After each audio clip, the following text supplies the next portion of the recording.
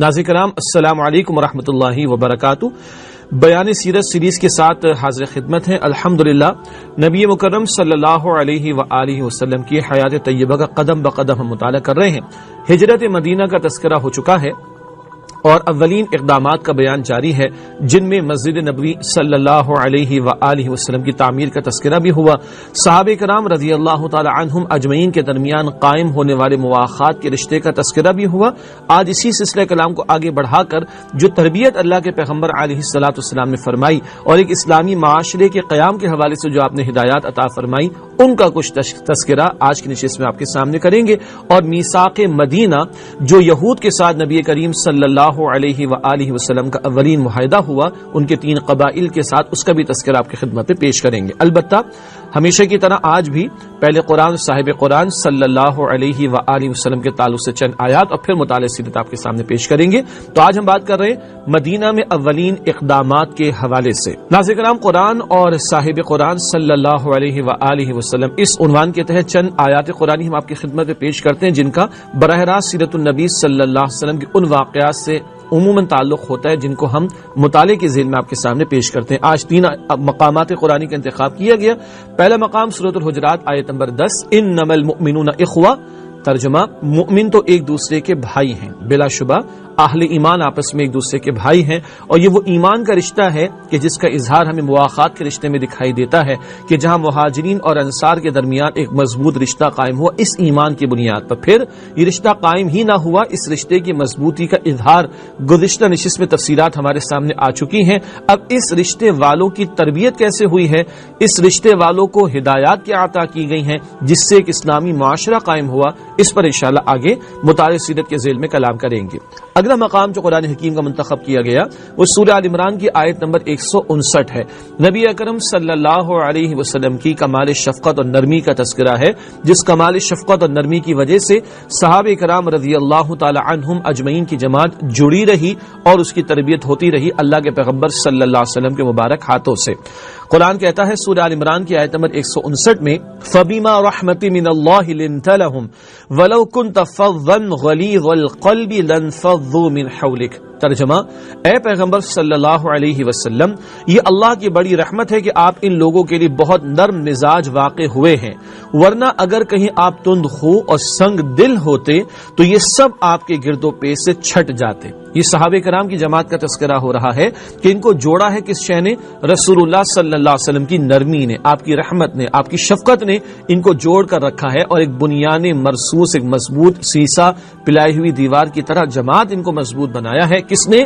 اللہ کے نبی علیہ السلام کی نرمی نے، کمال شفقت نے اور آپ کی رحمت نے، ورنہ تو کہیں بالفرض محال اگر آپ تند خو اور سنگ دل ہوتے، سخت مزاج ہوتے، کب کے چھٹ کر آپ کے پاس سے دور ہو جاتے، لیکن ایسا نہیں، بلکہ منتشر نہ ہوئے بلکہ یہ جڑے رہے آپ کی نرمی، شفقت اور رحمت کی وجہ سے۔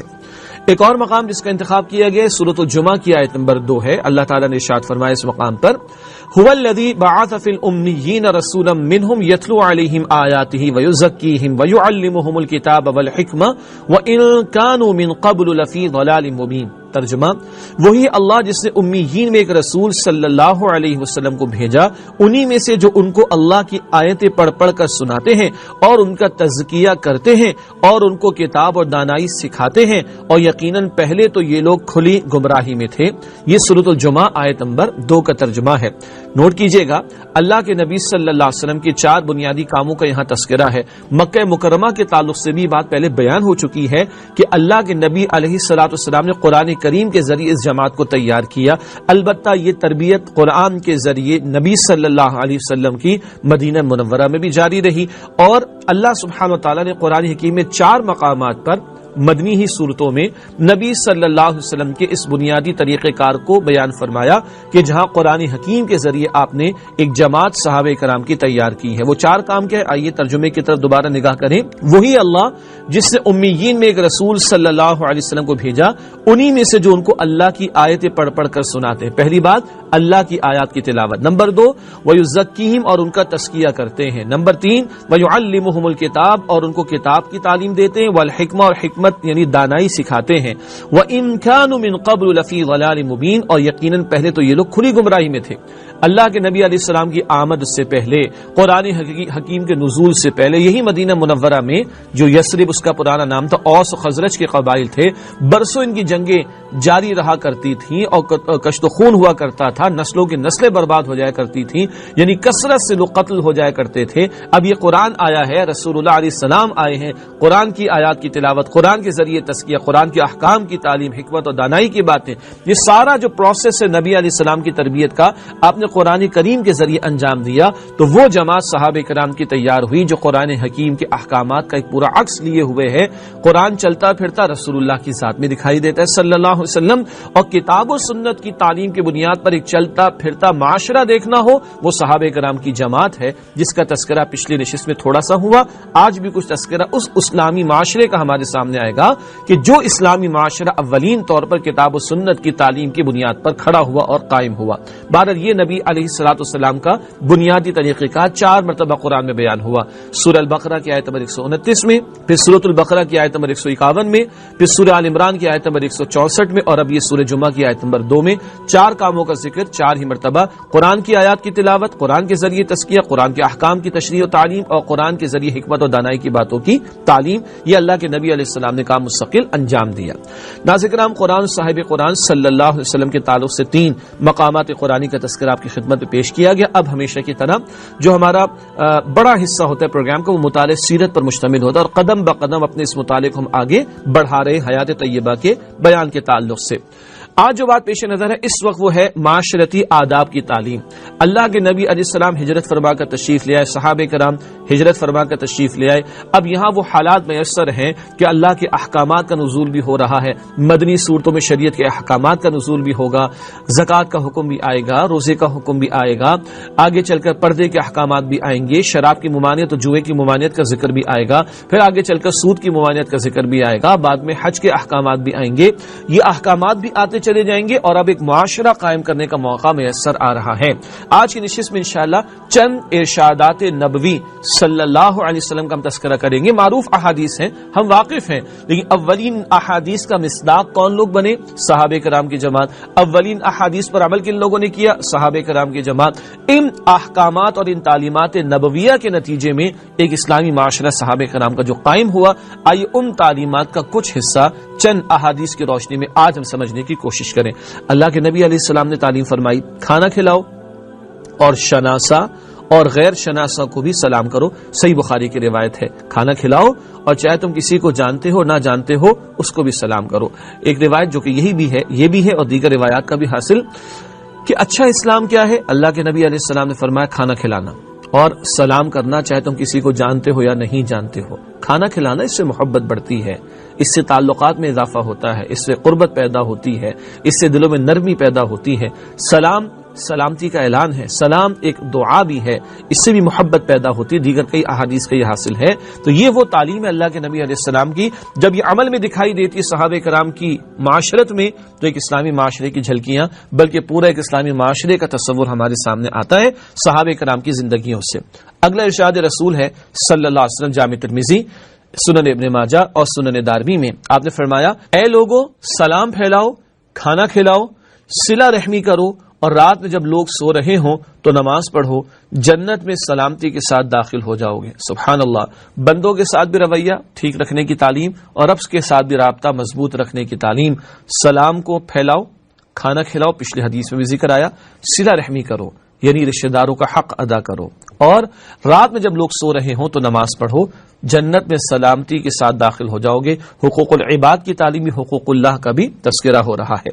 اگلی روایت صحیح مسلم کی ہے، فرمایا وہ شخص جنت میں داخل نہ ہوگا جس کا پڑوسی اس کی شرارتوں اور تباہ کاریوں سے مأمون و محفوظ نہ رہے۔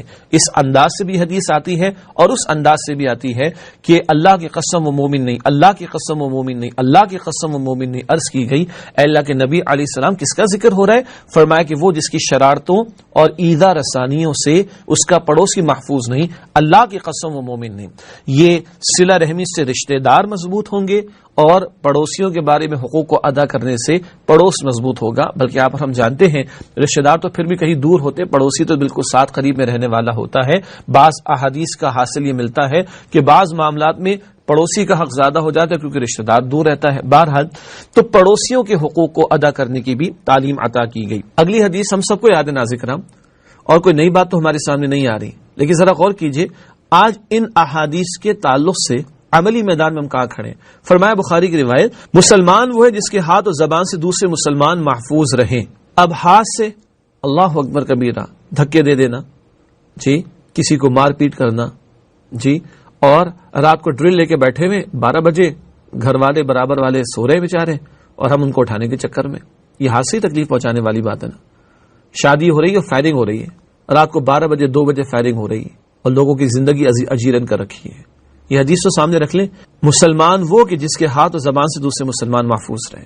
زبان، اسی پر جھوٹ، اسی پر غیبت، اسی پر جھوٹے وعدے، اسی پر گالیاں، اسی پر فسق و فجور کی باتیں، اسی پر گناہ کی باتیں، اسی پر دوسروں کے لیے لعن طعن اور نہ جانے کیا کچھ. یہ اعمال جو آج ہمارے معاشرے میں ہیں، کیا یہ مسلمان کو زیب دیتے ہیں؟ یہ حدیث تو کہہ رہی ہے کہ نہیں، مسلمان وہ ہے کہ جس کی زبان اور جس کے ہاتھ سے دوسرے مسلمان محفوظ رہے. اگلی روایت صحیح بخاری میں ہے، اللہ کے پیغمبر علیہ الصلوۃ والسلام نے فرمایا، مشہور روایت یہ بھی ہے، تم میں سے کوئی شخص مؤمن نہیں ہو سکتا یہاں تک کہ اپنے بھائی کے لیے وہی چیز پسند کرے جو خود اپنے لیے پسند کرتا ہے. یعنی ہمارا اپنے لیے جو معیار ہے وہی دوسرے کے لیے معیار ہوتا ہے. ہوتا ہے؟ نہیں ہوتا. حدیث تو کہہ رہی ہوتا ہے. مومن کا معیار کیا ہوگا؟ جو اپنے لیے پسند کرے گا دوسرے کے لیے بھی وہی پسند کرے. اگر یہ معیار نہیں ہے تو پھر اپنے ایمان کا ہمیں جائزہ لینے کی ضرورت ہے. صحابہ کی شان تم نے یہ پڑھی، وَيُؤْثِرُونَ عَلَىٰ أَنفُسِهِمْ وَلَوْ كَانَ بِهِمْ خَصَاصَةٌ، سورہ حشر کی آیت نمبر 9. اپنے اوپر دوسروں کو ترجیح دیتے، اپنی حاجت کو، ضرورت کو چھوڑ کر، بھول کر دوسرے کی حاجت کو پوری کرتے. یہ تو اور اونچا معیار ہے. یہاں ایک درجے نیچے کی بات ہے، کم سے کم یہ تو رکھو جو اپنے لیے پسند کرو وہ دوسرے کے لیے پسند کرو. میں کبھی پسند نہیں کرتا میرے گھر کے سامنے کوئی گاڑی اس طرح پارک کرے کہ میرے گھر کا راستہ بلاک ہو جائے. ایسا ہی ہے نا؟ تو میں جب گاڑی کہیں پارک کرتا ہوں تو میں اس بات کا خیال رکھتا ہوں. میں پسند نہیں کرتا کہ میری اگلی گاڑی میں کوئی سیل فون پر، اسمارٹ فون پر باتیں کر رہا ہو اور گاڑی بہت سلو چل رہی ہو جس سے مجھے تکلیف ہو رہی ہو. ایسا ہی ہے نا؟ تو کبھی میں بھی گاڑی چلاتے ہوئے سیل فون، اسمارٹ فون پر لگا تو نہیں رہتا اور دوسروں کو اذیت تو نہیں پہنچاتا. جی کیا خیال ہے؟ میں کبھی پسند نہیں کرتا کہ میں رات کو 10 بجے لیٹا ہوں بستر پر سونے کے لیے اور برابر میں کوئی قرآن کی تلاوت کی آواز بھی لگا لے. میں ڈسٹرب ہو جاؤں گا نا. تو میرے اپنے معمولات کیسے، میڈیا کے استعمال کے اعتبار سے، دیگر معاملات کے اعتبار سے. یہ تو 3 مثالیں، باقی 3000 مثالیں پیش کی جا سکتی ہیں. وہ معاشرہ جو اللہ کے رسول علیہ السلام قائم کرنا چاہتے صحابہ کا تو تھا. ہم کہاں کھڑے ہیں آج؟ ہمارا معیار اپنے لیے شاید کچھ اور ہے، دوسرے کے لیے کچھ اور ہے. تبھی فساد پیدا ہوتا ہے. فساد ختم کب ہوگا؟ یہ راحت میں کب بدل جائے گا؟ جب میں اپنے لیے جو معیار رکھتا ہوں وہی آپ کے لیے بھی رکھوں اور آپ اپنے لیے جو معیار رکھتے ہیں وہ میرے لیے بھی رکھیں عام طور پر. تبھی فساد بدلے گا راحت سے اور راحت ہمیں میسر آئے گی.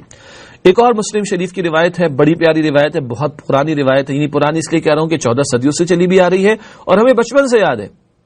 فرمایا نبی علیہ الصلوۃ والسلام نے، سارے مؤمنین ایک آدمی کی طرح ہیں، اگر اس کی آنکھ میں تکلیف ہو تو سارے جسم کو تکلیف محسوس ہوتی ہے، اور اگر سر میں تکلیف ہو تو سارے جسم کو تکلیف محسوس ہوتی ہے. جسم واحد کی مانند ہے امت. مثلا ایک جسم ہے میرا، آنکھ میں تکلیف ہو تو یہ آئسولیشن میں تو نہیں ہے نا، پورا جسم محسوس کرتا ہے. سر میں تکلیف ہو پورا جسم تکلیف کو محسوس کرتا ہے. تو امت ایک جسم واحد کی مانند ہے. امت کو اپنے بھائیوں اور بہنوں کے درد کو اپنا درد سمجھنا چاہیے. ٹھیک ہے؟ ہم غور کر لیں، آج برما کے مسلمان جو روہنگیا مسلمان کہلاتے ہیں، آج سیریا یعنی شام کے مسلمان جو لاکھوں شہید ہو چکے ہیں اور لاکھوں گھروں سے باہر ہیں، سیریا یعنی شام اور ترکی کے بارڈر پر ہیں، ہمارے ہاتھ بھی اٹھتے ہیں ان کے لیے دعا کرنے کے لیے. عملاً مدد کرنا تو ایک تقاضا ہے، اگلی بات ہے وہ. ہم یہ بھی محسوس کرتے ہیں کہ ان کی تکلیف بھی ہماری طرح کی تکلیف ہے. ان کی تکلیف کو ہم اپنی تکلیف محسوس کرتے ہیں. اتنی بھی ہمارے اندر غیرت ہے کہ ہم ان کے لیے دعا کریں اللہ کے حضور. لاشیں ہم دیکھ رہے ہیں، بچوں کی تصویریں ہم دیکھ رہے ہیں، تڑپتے ہوئے ہم انہیں دیکھ رہے ہیں. اللہ اکبر کبیرہ. ہاتھ بھی اٹھتے ہیں کہ نہیں؟ اور جو اللہ نے مجھے اور آپ کو وسائل، جو بھی اسباب عطا کیے، جن لوگوں پر مجھے اعتبار ہے ان کے ذریعے میں کچھ کرنے کی کوشش کر رہا ہوں کہ نہیں کر رہا؟ اگر نہیں، میں احساس بھی نہیں رکھتا تو مجھے اور آپ کو چیک کرنے کی ضرورت ہے کہ آپ اور میں مسلمان بھی ہیں کہ نہیں. نبی تو یہ کہہ رہے ہیں علیہ السلام تم ایک جسم کی مانند ہو. اسی طریقے پر ایک اور روایت ہے اللہ کے پیغمبر علیہ السلام کی، متفق علیہ روایت. متفق علیہ روایت وہ تھی جو بخاری اور مسلم دونوں میں نقل کی گئی ہو. اللہ کے پیغمبر علیہ السلام نے فرمایا کہ مومن کے لیے عمارت کی طرح ہے جس کا باز کو قوت پہنچاتا ہے. کیا مطلب؟ ایک عمارت کی طرح ہے. عمارت ہوا میں تو نہیں بنتی، اینٹوں سے دیواروں سے عمارت بنتی ہے. ایک اینٹ ملتی ہے، دیوار مضبوط ہوتی ہے، پھر عمارت مضبوط ہوتی ہے. ایک دو اینٹیں بھی کمزور ہو جائیں، دیوار کمزور، عمارت کمزور ہو جائے گی. مومن کے لیے عمارت کی مانند ہے. اس کا ایک حصہ بعض حصے کے ساتھ مل کر قوت پہنچاتا ہے. اور پھر اللہ کے نبی صلی اللہ علیہ وسلم فرما رہے ایمان والے بھی ایک عمارت کی طرح ہیں، انہیں بھی اسی طرح ایک دوسرے کے ساتھ جڑ کر مل کر رہنا چاہیے. کہا یہ تعلیمات اور کہاں باقیوں کو چھوڑ دیں.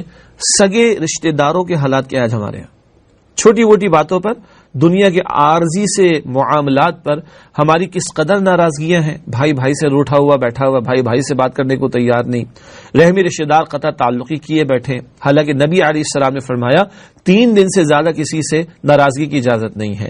3 دن کا بھی وقفہ نہ کہیے، مارجن اس لیے دیا گیا ہے انسان ہے جذبات کا اظہار ہو جائے گا، ٹھنڈا پڑ جائے گا تمہارا معاملہ. اور لوگ فخر سے کہتے 3 سال ہو گئے بھائی سے میں نے بات نہیں کی، میرے فلاں نے میرے گھر میں 3 سال سے قدم نہیں رکھا، میں نے 4 سال سے اس کے گھر میں قدم نہیں رکھا. یہ بغیرتی کی بات ہے، یہ فخر کی بات نہیں ہے کہ ہم فخر سے ان باتوں کو بیان فرمائیں. یہ ڈوب مرنے کا مقام ہے، یہ غیرت کے جنازے نکل جانے کا معاملہ ہے کہ آج مسلمان ہو کر ہم اپنے سگے رشتہ داروں کے بارے میں یہ کہیں، جبکہ امت کے بارے میں جس میں واحد کی مثال دی جا رہی ہے اور امت کے بارے میں ایک مکمل عمارت کی مثال دی جا رہی ہے احادیث مبارکہ میں. ایک اور روایت بخاری شریف کی، اللہ کے پیغمبر صلی اللہ علیہ وسلم نے فرمایا آپس میں بغض نہ رکھو، باہم حسد نہ کرو، ایک دوسرے سے پیٹھ نہ پھیرو، اور اللہ کے بندے اور بھائی بن کر رہو. کسی مسلمان کے لیے جائز نہیں کہ اپنے بھائی کو 3 دن سے اوپر چھوڑے رکھے. یہ بات ابھی تھوڑی دیر پہلے آپ کے سامنے رکھی گئی. بتایا جا رہا ہے بغض نہ رکھو، حسد نہ رکھو، پیٹھ نہ پھیرو ایک دوسرے سے. یہاں تو 3 سال بات نہیں ہو رہی ہے. انا للہ و انا الیہ راجعون. فرمایا کہ اللہ کے بندے بنو اور بھائی بن کر رہو. تمہاری ایک نسبت اللہ کی طرف ہے، تم بندے ہو، اس کی بندگی کرو، اور دوسری نسبت تمہاری آپس میں تم ایمان کے رشتے کی بنیاد پر بھائی ہو تو بھائی بن کر رہو. اور جائز نہیں کسی مسلمان کے لیے کہ اپنے بھائی کو 3 دن سے زیادہ وہ چھوڑے رکھے. اللہ تعالیٰ مجھے اور آپ کو ان حرکتوں سے، بغض، حسد، ناراضگیاں، دوریاں، ناراض بیٹھے رہنا، تعلقات قطع کرنا، اللہ تعالیٰ اس سے میری اور آپ کی، ہم سب کی حفاظت فرمائے. مجھے تو سمجھ نہیں آتی، اگر ہمیں صحابہ کرام دیکھ لیں رضی اللہ تعالیٰ عنہم اجمعین تو ہمیں کیا مانیں گے؟ اگر صحابہ کرام ہمیں دیکھ لیں تو ہمارے بارے میں کیا رائے ہوگی ان کی؟ اندازہ کیجئے. اگلی روایت یہ بھی متفق علیہ ہے، بخاری مسلم دونوں میں. اللہ کے پیغمبر صلی اللہ علیہ وسلم نے فرمایا مسلمان کا بھائی ہے، نہ اس پر ظلم کرے اور نہ اسے دشمن کے حوالے کرے. اور جو شخص اپنے بھائی کی حاجت براری میں کوشاں ہوگا اللہ اس کی حاجت براری میں ہوگا. اور جو شخص کسی مسلمان سے کوئی غم اور دکھ دور کرے گا اللہ اس شخص سے روز قیامت کے دکھوں میں سے کوئی دکھ دور کرے گا. اور جو شخص کسی مسلمان کی پردہ پوشی کرے گا اللہ قیامت کے دن اس کی پردہ پوشی کرے گا. یہ بخاری مسلم دونوں میں ہے. یہ دیکھیے مسلمان کا بھائی ہے، ظلم بھی نہیں کرتا، کسی کے حوالے بھی نہیں کرتا. آج مسلمان حکمرانوں کا عالم کیا ہے؟ ایک طرف عیاشیوں کے ڈھیر لگے ہوئے ہیں اور دوسری طرف مسلمانوں کے لاشیں گرتے ہیں. ہماری ماؤں بہنوں اور بیٹیوں کی عصمت لوٹی جاتی ہے، ان کی لاشوں کو ٹکڑے کیا جاتا ہے، مگر مسلمان حکمرانوں کے اندر کوئی غیرت پیدا نہیں ہو رہی. آج تو ٹرمپ آ کر مسلمان حکمرانوں کو بیٹھ کر خطبے دے کر جاتا ہے، خطبہ صدارت دے کے جاتا ہے، انا للہ و انا الیہ راجعون.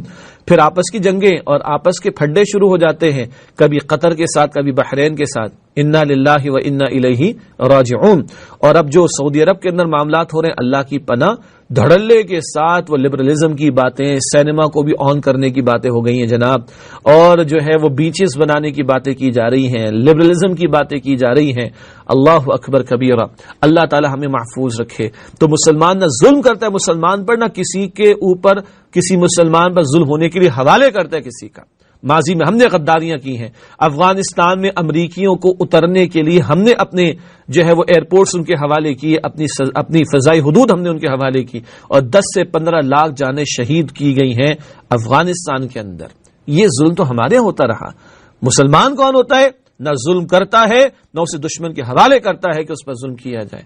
اور آج یہ حرکتیں، اور کہاں نبی علیہ السلام کی تعلیم ہمارے سامنے. پھر بہت پیاری بات اس میں آئی، جو اپنے بھائی کی حاجت کو، ضرورت کو پورا کرنے میں لگا رہتا ہے اللہ تب تک ایسے شخص کی حاجت کو پورا کرنے میں لگا رہتا ہے. سبحان اللہ. تم دوسروں کی حاجت کو پورا کرنے کی کوشش کرو, اللہ تمہاری حاجت کو پوری کرے گا. اور جو کسی کے غم کو دور کرے گا, اللہ قیامت کے غموں اور دکھوں میں اس کے دکھ کو دور کرے گا, جبکہ قیامت کا غم اور دکھ اور مشکل و تکلیف اور عذاب وہ سب سے بڑھ کر ہے. اور جو مسلمان کی پردہ پوشی کرے گا, اللہ اس کی پردہ پوشی کرے گا. آج ہمارا حال کیا ہے؟ چن چن کر نکالنا. یہ میڈیا کے بڑے بڑے لوگ بیٹھ کے کیا کر رہے ہیں؟ چن چن کے نکال کر پیش کرنے کی باتیں ہو رہی ہیں. اللہ اکبر کبیرہ. اور اتنے آگے چلے گئے کہ لوگوں کی ذاتی زندگی میں گھس کر ذاتیات پر اتر کر جو ہے وہ باتیں پیش کی جا رہی ہوتی ہیں. بہرحال اللہ تعالی ہمارے حال پر رحم فرمائے. میں یہ چاہتا ہوں کہ مجھ پہ پردہ پڑا رہے. ایسا ہی ہے نا؟ تو اللہ بھی کہتا ہے, اللہ کے رسول کہتے ہیں, تم دوسروں پر پردہ پڑا رہنے دو, اللہ تم پر پردہ پڑا رہنے دے گا. تم دوسروں کی پردہ پوشی کرو گے, اللہ تمہاری پردہ پوشی کرے گا.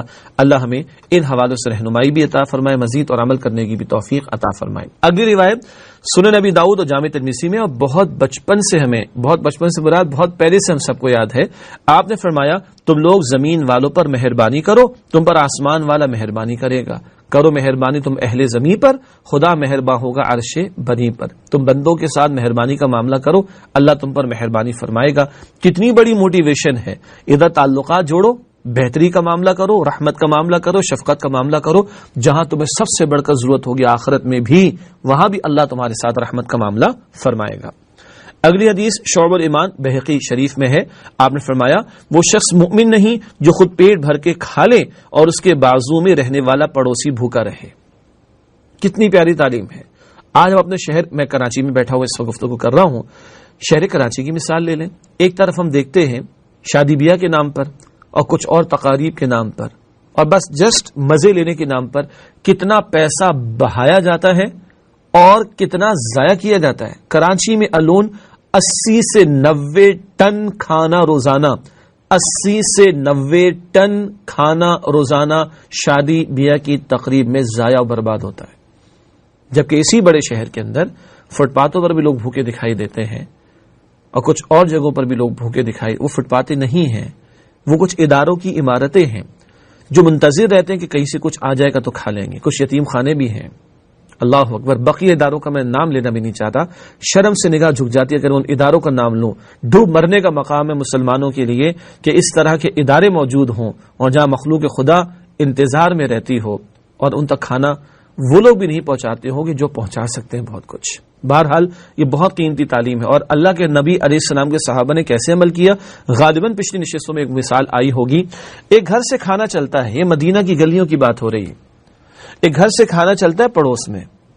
پڑوس والا کہتا ہے نہیں, میرا جو دوسرا بھائی ہے, اگلا پڑوسی, وہ زیادہ بھوکا ہے, وہ زیادہ ضرورت مند ہے, یہ دوسرے سے تیسرے میں چلا گیا. جی ناظرین کرام, مشہور واقعہ آپ کو یاد آ گیا. چوتھا, پانچواں, چھٹا, ساتواں گھر کون سا تھا جس گھر سے وہ کھانا چلا تھا؟ یہ معاشرہ رسول اللہ نے قائم کر کے دکھایا تھا صلی اللہ علیہ وسلم. بہت بڑی بات ہے, بہت بڑی بات ہے.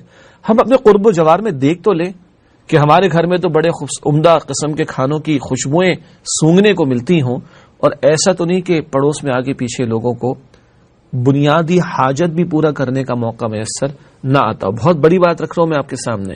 اپنے قرب و جوار میں چیک کر لیں, اپنے ملازمین میں کچھ لوگ چیک کر لیں, اپنے پڑوس میں کچھ لوگ چیک کر لیں, اپنے خاندانوں میں کچھ لوگ چیک کر لیں. اللہ ہمیں توفیق دے, ہم اللہ کی عطا کردہ نعمتوں میں دوسروں کو بھی شامل کرنے والے بنے. اگلی روایت صحیح بخاری کی, آپ صلی اللہ علیہ وسلم نے فرمایا, مسلمان سے گالی گلوچ کرنا فسق ہے اور اس کی مار کاٹ کرنا کفر ہے. یعنی گالی دینا فسق ہے, گناہ ہے, اور اس کو قتل کرنا یہ کفر ہے, یعنی عملاً کفر کے معاملہ بنے گا یہ. اللہ اکبر. آج ہماری زبانیں کیسی؟ ہاں, میں اس کراچی شہر میں گواہ ہوں, ایسے پیارے پیارے نوجوان بھی ملتے ہیں الحمدللہ الحمدللہ ثم الحمدللہ, جو بتاتے ہیں کہ شجاع بھائی اللہ کا شکر ہے کہ 8 سال سے زبان پر گالی نہیں آئی. اللہ اکبر. کراچی کا ٹریفک, کراچی کے حالات, کراچی کی مشکلات, کراچی کے مصائب, کراچی کی سیاست, آپ سب کو پتہ ہی ہے نا, سب کچھ تو پتہ ہے. اور 8 سال سے ایک نوجوان جو شہر میں چلتا پھرتا ہے, گھر میں نہیں بیٹھا ہوا کونے میں, اس کی زبان پر گالی نہیں, اس کو اپریشیٹ کرنا چاہیے. لیکن یہ حدیث کیا بتا رہی ہے؟ گالی دینا مسلمان کو فسق ہے, گناہ ہے, اور اس کا قتل کرنا یہ کفر ہے. اللہ تعالی ہماری حفاظت فرمائے اور ہمیں ہمارے اعمال کی اصلاح کی توفیق عطا فرمائے.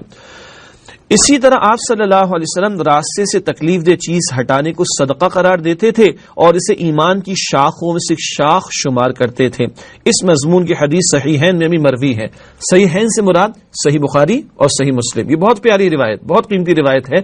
حدیث میں ہے کہ ایمان کے 70 شعبے ہیں اور کم ترین یہ ہے کہ راستے سے تکلیف دہ شے کو ہٹا دینا۔ یہ ایمان کا شعبہ کیسے؟ او بھائی ایمان تو ادھر ہے نا، ایمان کا اظہار عمل میں دکھائی دے گا۔ مؤمن دوسروں کے لیے امن کا باعث ہوگا، مسلم دوسروں کے لیے سلامتی کا باعث ہوگا۔ ایمان اندر ہوگا تو عمل ٹھیک ہوگا، اور اس کی ایک نشانی کیا ہے؟ راستے سے تکلیف دہ شے کو ہٹا دینا۔ یہ بھی صدقہ قرار دیا نبی صلی اللہ علیہ وسلم نے۔ صدقے پر ایک اور روایت بڑی پیاری، بہت مشہور ہے، مسند احمد، جامع ترمذی میں، سنن ابن ماجہ میں۔ آپ صلی اللہ علیہ وسلم نے فرمایا، صدقہ گناہوں کو ایسے بجھا دیتا ہے جیسے پانی آگ کو بجھاتا ہے۔ اللہ اکبر۔ صدقہ گناہوں کو ایسے بجھا دیتا ہے جیسے پانی آگ کو بجھاتا ہے۔ گناہ تو ہو ہی رہے، ہم سب کو پتا ہے۔ اللہ نے مجھ پر بھی، آپ پر بھی پردہ ڈالا ہوا، اللہ کا احسان۔ اللہ پردے میں رکھ کے معاف فرما تو اس کا مزید احسان۔ کیسے یہ بجھ جائے گی؟ گناہوں کی آگ جو لگا دی ہے ہم نے، یہ صدقے سے بجھ جائے گی۔ صدقہ اللہ کے غضب کو بھی بجھا دیتا ہے، کم کر دیتا ہے، ختم کر دیتا ہے۔ اللہ کا غضب گناہوں کی وجہ سے آتا ہے۔ یہاں حدیث میں کہ صدقہ گناہوں کو ایسے بجھا دیتا ہے جیسے پانی آگ کو بجھا دیتا ہے۔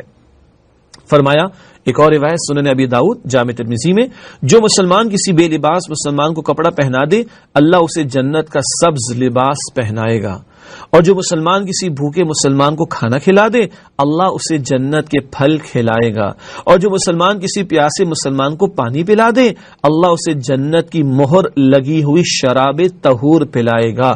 اللہ اکبر کبیرہ۔ ناظرین کرام، دل میں ایک بات آ رہی، میں چاہتا ہوں شیئر کر لوں آپ سے۔ اللہ مجھے بھی توفیق دے، آپ کو بھی۔ یقیناً ہم میں سب لوگ مختلف نوعیت کی مالی حیثیت رکھتے ہوں گے۔ کچھ کے لیے روزانہ کچھ لوگوں کو مستقل کھلانا، راشن باندھ لینا ممکن ہوگا، کچھ کے لیے ہر وقت تو ممکن نہیں ہے۔ ممکن ہے کہ ہفتے میں ایک دفعہ کسی کے لیے ممکن ہو، شاید کسی کے لیے مہینے میں ایک دفعہ ممکن ہو۔ پانی پلا دینے میں کیا مسئلہ ہے؟ کتنی جان جائے گی اس میں ہماری؟ کپڑا پہنا دینے میں، کھانا کھلانے میں کچھ لگے گا، اگر ہفتے میں ایک دفعہ کبھی، مہینے میں ایک دفعہ کبھی۔ اور اگر ہم اپنے بچوں کے ذریعے کام کروائیں، اللہ نے مجھے اور آپ کو جو بھی توفیق دی، 50-100 روپیہ ایک دو آدمیوں کو کھانا ہو جائے گا، اس میں بچوں سے دلوائیں۔ یہ بچے کل دینے والے بنیں گے، یہ چھیننے والے نہیں بنیں گے، لوٹنے والے نہیں بنیں گے۔ آپ میری بات سمجھ رہے ہیں؟ بھتہ خور نہیں بنیں گے، بدماش نہیں بنیں گے، لٹیرے نہیں بنیں گے، یہ دینے والے ہوں گے، یہ چھیننے والے نہیں ہوں گے۔ اور اللہ کے رسول نے فرمایا علیہ السلام، تم آج کسی کو کپڑا پہناؤ اللہ جنت کا سبز لباس تمہیں پہنائے گا، تم کسی کو کھلاؤ اللہ جنت کا پھل کھلائے گا، تم کسی کو پلاؤ اللہ جنت کی مہر لگی ہوئی شراب طہور پلائے گا۔ اللہم انا نسألک جنت الفردوس، اے اللہ ہم تجھ سے جنت الفردوس کا سوال کرتے ہیں۔ صدقہ کہاں تک اللہ کے نبی نے بتایا صلی اللہ علیہ وسلم، بخاری کی روایت، آگ سے بچو، اگرچہ کھجور کا ایک ٹکڑا ہی صدقہ کر کے، اور اگر وہ بھی نہ پاؤ تو پاکیزہ بول ہی ادا کر کے۔ سبحان اللہ، کھجور کا ایک ٹکڑا بھی اگر تمہارے پاس ہے، اسے بھی دے کر اگر اپنے آپ کو جہنم کی آگ سے بچا سکتے ہو تو بچو، اور کچھ دینے کو نہیں ہے تو اچھی بات کہہ دینا، پاکیزہ بول کہہ دینا، نفع کی بات کہہ دینا، وہ کسی کو بتا دینا، یہ بھی صدقہ ہے۔ یہ بھی کر کے تم اپنے آپ کو جہنم سے بچا سکتے ہو تو بچاؤ۔ ہو کیا رہا ہے؟ غریبوں کی مدد ہو رہی ہوگی، خیر کی تعلیمات جاری ہوں گی، یہ دنیا میں فائدہ ہو رہا ہے، اور سب سے بڑا فائدہ کہ یہ کر کے بھی تم اپنے آپ کو آگ سے بچا سکتے ہو تو اپنے آپ کو بچانے کی فکر کرو۔ ایک اور تفسیر آپ کے سامنے رکھے اور ساتھ ایک حدیث کا حوالہ بھی، اور اسی کے پہلو بپہلو دوسری طرف آپ صلی اللہ علیہ وسلم مانگنے سے پرہیز کی بھی بہت زیادہ تاکید فرماتے، صبر و قناعت کی فضیلتیں سناتے، اور سوال کرنے کو سائل کے چہرے کے لیے نوچ، خراش اور زخم قرار دیتے۔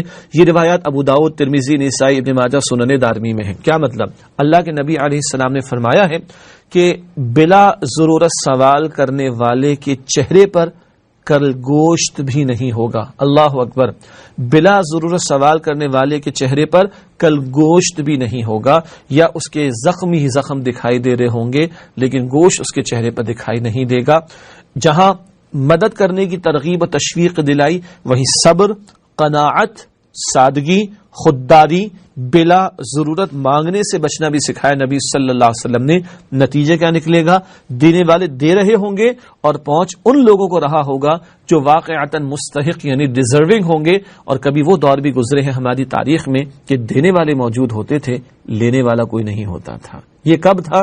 دینے والے بھرپور دیتے تھے اور بلا ضرورت مانگنے والے نہیں ہوتے تھے۔ یہ بلا ضرورت مانگنا بھی اللہ کے نبی علیہ السلام نے جہنم کا عذاب اس کے تعلق سے بیان کیا ہے۔ اس طرح رسول اللہ صلی اللہ علیہ وسلم نے مسلمانوں کی اخلاقیات بلند کی اور ان کی خداداد صلاحیتوں کو عروج بخشا اور انہیں بلند ترین اخلاق و کردار کا مالک بنایا، یہاں تک کہ وہ انسانی تاریخ میں انبیاء کے فضل و کمال کے بعد سب سے بلند چوٹی کا نمونہ بن گئے۔ پھر ہمارے پیغمبر رہبر اعظم صلی اللہ علیہ وسلم خود بھی ایسی معنوی اور ظاہری خوبیوں، کمالات، خداداد صلاحیتوں، مجد و فضائل، مکارم اخلاق اور محاسن اعمال سے متصف تھے کہ دل خود بخود آپ کی جانب کھینچے چلے جاتے تھے اور جانیں قربان ہوا چاہتی تھی صلی اللہ علیہ وآلہ وسلم۔ اس طرح کی کوششوں کی بدولت نبی کریم صلی اللہ علیہ وسلم مدینے کے اندر ایک ایسا معاشرہ تشکیل دینے میں کامیاب ہو گئے جو تاریخ کا سب سے زیادہ باکمال اور شرف سے بھرپور معاشرہ تھا۔ اس نئے معاشرے کے عناصر ایسی بلند و بالا تعلیمات کے ذریعے مکمل ہوئے جس سے پوری پامردی کے ساتھ زمانے کے ہر جھٹکے کا مقابلہ کر کے اس کا رخ پھیر دیا اور تاریخ کا دھارا بدل دیا۔ اور یہ وہ جماعت صحابہ کرام کی ہے، تربیت یافتہ، جس کے ہاتھوں نبی کریم صلی اللہ علیہ وسلم کی امامت میں تاریخ انسانی کا عظیم ترین انقلاب برپا ہوا۔ ناظرین کرام، یہ تو ایک ذکر مکمل ہوا ایک درجے میں قدم بقدم سیرت کے مطالعے کے تعلق سے مواخات کا رشتہ اور پھر صحابہ کرام کے نتیجے میں ایک اسلامی معاشرے کا قیام اور اس کے تعلق سے تعلیمات نبوی کا کل ذکر ہمارے سامنے آیا۔ ایک اور معاملہ جو مدینہ طیبہ میں پیش آیا اولین اقدامات کے طور پر وہ میثاق مدینہ ہے، مدینہ پیکٹ جسے کہا جاتا ہے، یہود کے قبائل سے نبی صلی اللہ علیہ وسلم کا معاہدہ۔ آئیے اس پر کچھ کلام کرتے ہیں۔ جب نبی اکرم صلی اللہ علیہ وسلم نے مسلمانوں کے درمیان ایک نئے اسلامی معاشرے کی بنیادیں استوار کر لی تو غیر مسلموں کے ساتھ اپنے تعلقات منظم کرنے کی طرف توجہ فرمائی۔ آپ صلی اللہ علیہ وسلم کا مقصود یہ تھا کہ ساری انسانیت امن و سلامتی کی سعادتوں اور برکتوں سے بہرور ہو اور اس کے ساتھ ہی مدینہ اور اس کے گرد و پیش کا علاقہ ایک وفاقی وحدت میں منظم ہو جائے۔ مدینے کے سب سے قریب ترین پڑوسی یہود تھے، اس لیے رسول اللہ صلی اللہ علیہ وسلم نے ان کے ساتھ ایک معاہدہ منعقد کیا جس میں انہیں دین اور مذہب اور جان و مال کی مکمل آزادی دی گئی تھی اور جلا وطنی، ضبطی جائیداد یا جھگڑے کی سیاست کا کوئی رخ اختیار نہیں کیا گیا تھا۔ یہ اولین اقدامات میں سے ایک اور اہم قدم مدینہ کے ساتھ ہی یہ آبادیاں تھیں یہود کی اور ان کے 3 قبائل جن کا اشارتاً نام پہلے پیش کیا گیا تھا، بنو قینقاع، بنو نذیر اور بنو قریظہ۔ ان کی آبادیاں تھیں، ان سے اولین نبی علیہ الصلوۃ والسلام نے معاہدات کیے ہیں اور ابھی کسی قسم کا ان کو جلا وطن کرنا، ان کی جائیداد کو ضبط کرنا یا جھگڑے کے کوئی معاملات کا طے کرنا، ایسا کوئی معاملہ ابھی نہیں ہے اور امن و سلامتی کا رویہ ابھی اختیار کیا جا رہا ہے۔ میں ابھی کیوں کہہ رہا ہوں؟ ابھی تو معاہدہ ہو رہا ہے، اس کی شقوں کا تھوڑا سا ذکر بھی آگے ہم کر دیں گے آپ کے سامنے، مگر بعد میں جب یہ سرکشی کریں گے اور معاہدوں کی خلاف ورزی کریں گے تو پھر ان کے خلاف اقدام بھی ہوگا۔ غلبہ دین کی جد و جہد جاری ہے، 13 برس تک صبر کے مراحل طے ہوئے، اب ہجرت ہو گئی ہے اور جنگ کی اجازت بھی آئی ہے۔ آئندہ کے نشست میں تفصیلاً بات بھی کریں گے۔ ابھی مدینہ طیبہ کے اندرونی استحکام کی کوشش ہو رہی ہے تاکہ باہر کے بڑے دشمن قریش سے نمٹا جا سکے۔ البتہ بعد میں اگر یہ یہود سازشیں کریں گے تو ان کے خلاف پھر اقدامات بھی کیے جائیں گے، وہ اپنے اپنے وقت پر بیان آپ کے سامنے ہم رکھتے رہیں گے انشاءاللہ۔ معاہدے کی دفعات، میثاق مدینہ یہ بڑا قیمتی دستاویز ہے، اس کی کئی شقیں ہیں اور بعض اہل سیر نے یعنی سیرت نگاروں نے اس کو 50 سے زیادہ دفعات پر مشتمل بھی قرار دیا۔ ہم چند ایک کا ذکر آپ کے سامنے رکھنا چاہیں گے انشاءاللہ تعالی۔ مجموعی اعتبار سے زیادہ تفصیل کا موقع نہیں، یہ یہود سے معاہدہ ہے محمد کریم صلی اللہ علیہ وسلم کا، یہ ایک جوائنٹ ڈیفنس آف مدینہ، مدینہ طیبہ کا اندرونی استحکام اور اس کے مشترکہ دفاع کے حوالے سے بھی معاہدہ اہم ہے اور اسٹریٹجی کے پوائنٹ آف ویو سے یہ فراست کا اور بصیرت نبوی کا شاہکار ہے۔ آئیے تھوڑا سا اس کی دفاعات کا مطالعہ کرتے ہیں۔ نمبر 1، بنو عوف کے یہود مسلمانوں کے ساتھ مل کر ایک ہی امت ہوں گے. یہاں امت کسی اور معنی میں نہ لیجئے گا، یہ ایک وحدت کے مفہوم میں بات بیان ہو رہی ہے. یہود اپنے دین پر عمل کریں گے اور مسلمان اپنے دین پر. خود ان کا بھی یہی حق ہوگا اور ان کے غلاموں اور متعلقین کا بھی، اور بنو عوف کے علاوہ دوسرے یہود کے بھی یہی حقوق ہوں گے. آزادی فی الوقت سب کو ہے کہ وہ اپنے اپنے دین یا مذہب کی تعلیم پر عمل کر سکتے ہیں. نمبر 2، یہود اپنے اخراجات کے ذمہ دار ہوں گے اور مسلمان اپنے اخراجات کے. جوائنٹ ڈیفنس کی بات تو ہو رہی ہے لیکن جوائنٹ اکانومی کی بات نہیں ہو رہی. مسلمان اپنے معاملات کو خود طے کریں گے معیشت کے اعتبار سے، اور یہود خود طے کریں گے. اور بڑی دلچسپ باتیں ہمیں سیرت کی کتابوں میں ملتی ہیں. پھر نبی صلی اللہ علیہ وسلم نے مسلمانوں کی اپنی مارکیٹ کو بھی قائم کر کے اس کی حدیں مقرر فرمائی اور internally economic point of view سے ان کو انٹیگریٹ کرنا اور ان کو اپنے پیروں پر کھڑا کرنا، اپنی لوکل معیشت کو مضبوط کرنا، اللہ کے نبی نے اس کی ترغیب دلائی صلی اللہ علیہ وسلم. یہاں فقط اشارہ کہ یہود اپنے اخراجات کے ذمہ دار ہوں گے اور مسلمان اپنے اخراجات کے. نمبر 3، اور جو طاقت اس معاہدے کے کسی فریق سے جنگ کرے گی سب اس کے خلاف آپس میں تعاون کریں گے. یہ ہے جوائنٹ ڈیفنس کی بات. اندرونی استحکام ہو رہا ہے، انٹرنل کنسولیڈیشن ہو رہی مدینہ طیبہ کی. باہر سے کوئی حملہ کرے چاہے مسلمانوں کے خلاف چاہے یہود کے خلاف، دونوں مل کر اپنا دفاع کریں گے اس باہر والے جنگ کرنے والے فریق کے خلاف. نمبر 4، اور اس معاہدے کے شرکاء کے باہمی تعلقات خیر خواہی، خیر اندیشی اور فائدہ رسانی کی بنیاد پر ہوں گے، گناہ پر نہیں. یعنی کوئی نقصان نہیں، کوئی گناہ کی بنیاد پر نہیں، بلکہ آپس کے ایثار کی بنیاد پر، ہمدردی کی بنیاد پر یہ وحدت ابھی قائم ہوگی. نمبر 5، کوئی آدمی اپنے حلیف کی وجہ سے مجرم نہ ٹھہرے گا. سادہ سی بات ہے کہ جس نے جرم کیا مجرم وہی قرار پائے گا، یہ نہیں کہ اس کے پورے قبیلے کو یا اس کے حمایتیوں کو بھی جو ہے مجرم قرار دے دیا جائے. نمبر 6، مظلوم کی مدد کی جائے گی. یہ جنرل بات ہے، کہیں بھی کسی کے ساتھ ظلم ہو رہا ہے اس کی داد رسی کی کوشش کی جائے گی. نمبر 7، جب تک جنگ برپا رہے گی یہود بھی مسلمانوں کے ساتھ خرچ برداشت کریں گے. یعنی وہی بات، انٹرنل کنسولیڈیشن، جوائنٹ ڈیفنس کی بات ہو رہی. کسی نے باہر سے حملہ کیا، مل کر مقابلہ ہوگا، مسلمان بھی اخراجات برداشت کریں گے، یہود بھی اخراجات برداشت کریں گے. نمبر 8، اس معاہدے کے سارے شرکاء پر مدینہ میں ہنگامہ آرائی اور کشت و خون حرام ہوگا. بات واضح ہے، جب مل کر رہنا ہے تو پھر ہنگامہ آرائی کس بات کی، ایک دوسرے کی قتل و غارت گری کا معاملہ کس تعلق سے، سوال پیدا نہیں ہونا چاہیے. نمبر 9، اس معاہدے کے فریقوں میں کوئی نئی بات یا جھگڑا پیدا ہو جائے جس میں فساد کا اندیشہ ہو تو اس کا فیصلہ اللہ عز و جل اور محمد رسول اللہ صلی اللہ علیہ وسلم فرمائیں گے. یہ بات عجیب لگ رہی ہوگی مگر یہ طے ہوا ہے اور آپ کے علم میں ہے اور آئندہ بھی ذکر ہوتا رہے گا.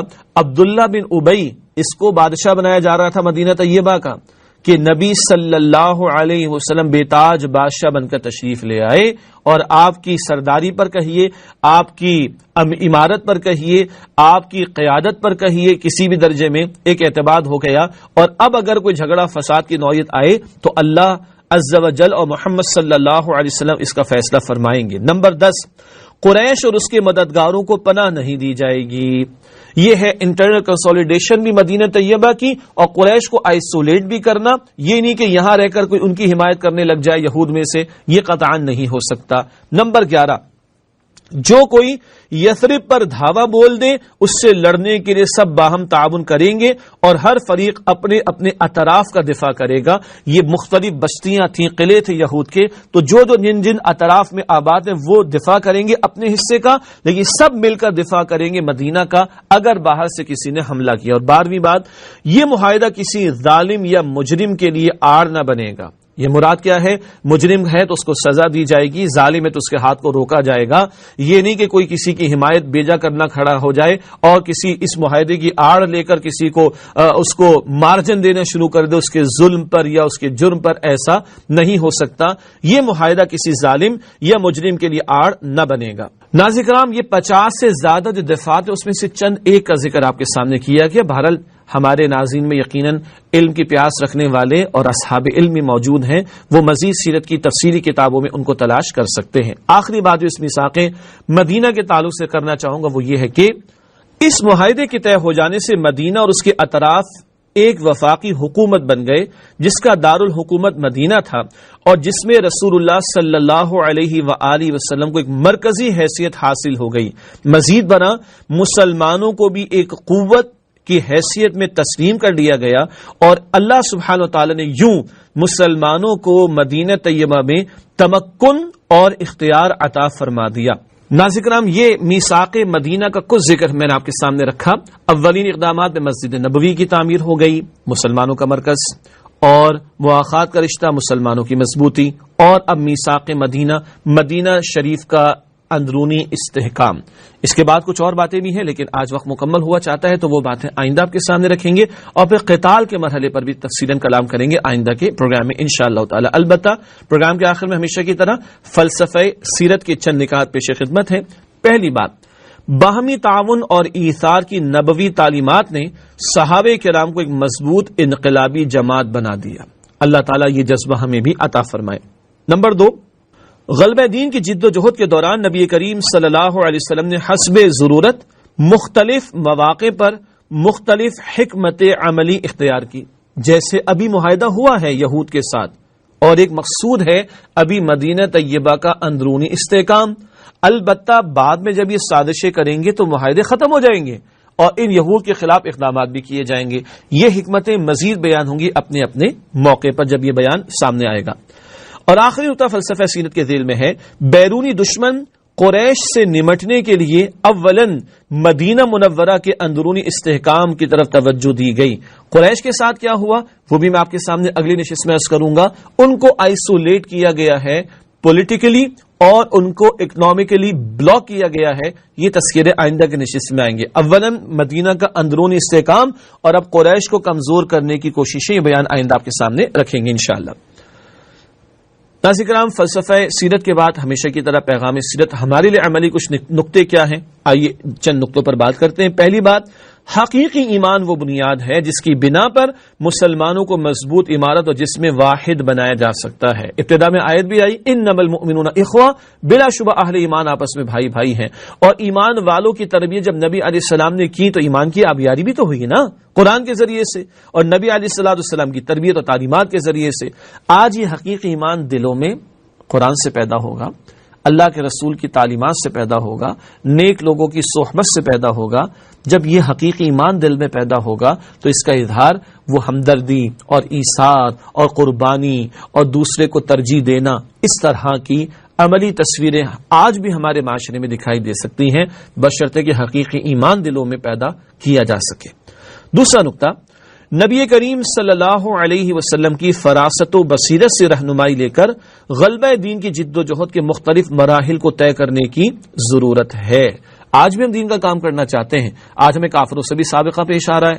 جی، رسول اللہ علیہ السلام کے دور میں ایمان کے جھوٹے دعوے دار منافقین تھے۔ ہم آج کے مسلمانوں کو منافقین تو نہیں کہنا چاہ رہے، یہ ہمارا حق بھی نہیں بنتا، نہ کوئی فتویٰ دینے کی ہم پوزیشن میں ہیں، مگر ایمان دلوں میں نہیں تھا، ان کے زبانوں پر تھا۔ قرآن کہتا ہے لم تؤمن قلوبہم، ان کے دل ایمان نہیں لائے تھے۔ چیک کرنے کی ضرورت ہے، آج ہمارا ایمان زبان کی نوک تک محدود ہے یا دل میں بھی اترا ہوا ہے؟ آج بھی ہمیں سابقہ پیش آ رہا ہے، آج ہمیں غیروں سے کہیں لڑنا پڑ رہا ہے، کہیں دبنا پڑ رہا ہے۔ ایسے کرٹیکل حالات کے اندر، ملٹی ڈائمینشنل قسم کے سچویشنز کے اندر کیا کریں؟ یہ غلبہ دین کی جد و جہد پہلی مرتبہ نہیں ہو رہی، یہ 23 برس تک رسول اللہ نے بھی فرمائی صلی اللہ علیہ وسلم، مختلف مواقع پر مختلف اسٹریٹجیز آپ نے اختیار کی ہیں۔ مکی دور میں اسٹریٹجی مختلف ہے، مدنی دور میں آغاز میں مختلف ہے، بعد میں مختلف ہے، کبھی جنگ بھی ہوئی ہے، کبھی درمیان میں صلح حدیبیہ بھی ہو رہی ہوتی ہے، اور 1.5 سال تک سیز فائر بھی ہو جاتا ہے، 1.25 سال تک سیز فائر بھی ہو جاتا ہے۔ یہ مختلف مواقع پر نبی علیہ السلام نے جو اقدامات فرمائے، ان میں حکمت کے، فراست کے بڑے پہلو ہیں، ان سے استفادہ کر کے آج بھی ہم غلبہ دین کی جد و جہد میں حصہ بھی لے سکتے ہیں اور آگے بھی بڑھ سکتے ہیں۔ اللہ ہمیں توفیق عطا فرمائے۔ پروگرام کے آخر میں ہمیشہ کی طرح حدیث رسول صلی اللہ علیہ وآلہ وسلم پیش خدمت ہے۔ یہ روایت ہے موطا امام مالک میں اور مسند احمد میں بھی، صحیح جامع الصغیر میں بھی، اور یہ حدیث قدسی ہے، اللہ کا قول ہے جو رسول اللہ علیہ الصلوۃ والسلام نے نقل فرمایا۔ آیا حدیث میں ہے مگر حدیث قدسی ہے۔ اللہ کیا فرما رہے ہیں؟ میری محبت ان لوگوں کے لیے واجب ہو گئی جو صرف میرے لیے ایک دوسرے سے محبت کرتے ہیں، میری خاطر ایک دوسرے کے پاس بیٹھتے ہیں، میری رضا کے لیے ایک دوسرے کی زیارت و ملاقات کرتے ہیں، اور میری رضا کے لیے ایک دوسرے پر خرچ کرتے ہیں۔ اللہ اکبر! اللہ کی محبت کن کے لیے واجب؟ جو اللہ کے لیے ایک دوسرے سے محبت کریں، اللہ کے ایک دوسرے کے پاس بیٹھیں، اللہ کی خاطر ایک دوسرے کی زیارت و ملاقات کریں اور اللہ کی خاطر ایک دوسرے پر مال خرچ کریں۔ صحابہ کرام نے اولاً یہ عمل کر کے دکھایا، ان کے حالات تو ہمارے سامنے ہیں۔ اللہ ہمیں توفیق دے کہ ہمارے رشتے، یہ محبتیں صرف اللہ کی خاطر ہوں۔ اللہ اسی محبت پر ہمیں یہاں رکھے زندہ، اور اسی محبت پر اللہ ہمیں جنت الفردوس میں جمع فرما دے، آمین یا رب العالمین۔ اللہم صلی علی محمد وعلی آل محمد کما صلیت علی ابراہیم وعلی آل ابراہیم انک حمید مجید۔ اللہم بارک علی محمد وعلی آل محمد کما بارکت علی ابراہیم وعلی آل ابراہیم انک حمید مجید۔ وآخر دعوانا ان الحمد للہ رب العالمین، والسلام علیکم ورحمۃ اللہ وبرکاتہ۔